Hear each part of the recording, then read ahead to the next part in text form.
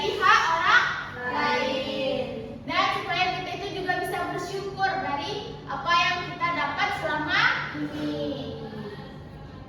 Lanjut, ada macam-macam zakat. Siapa yang tahu zakat itu terbagi atas berapa? Dua. Zakat apa aja?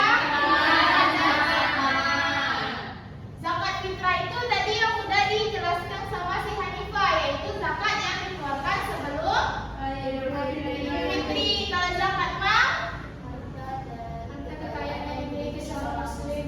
Oke, baik. Zakat mal itu adalah zakat harta. Jadi kita mengeluarkan sebagian harta kita untuk diberikan kepada orang lain. Apa contohnya kalau zakat mal?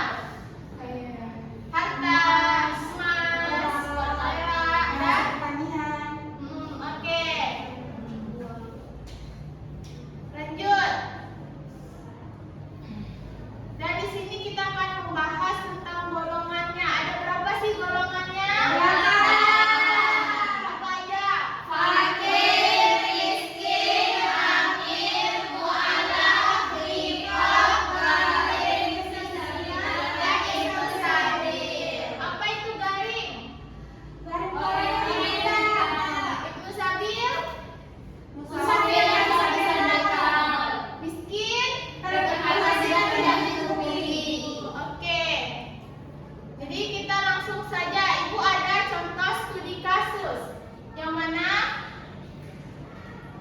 di sini bisa kita lihat ya.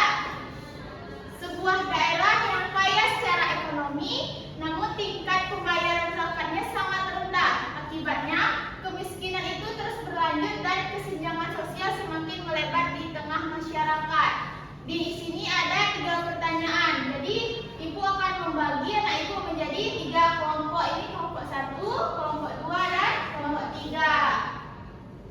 Yang kelompok 1 itu akan membahas tentang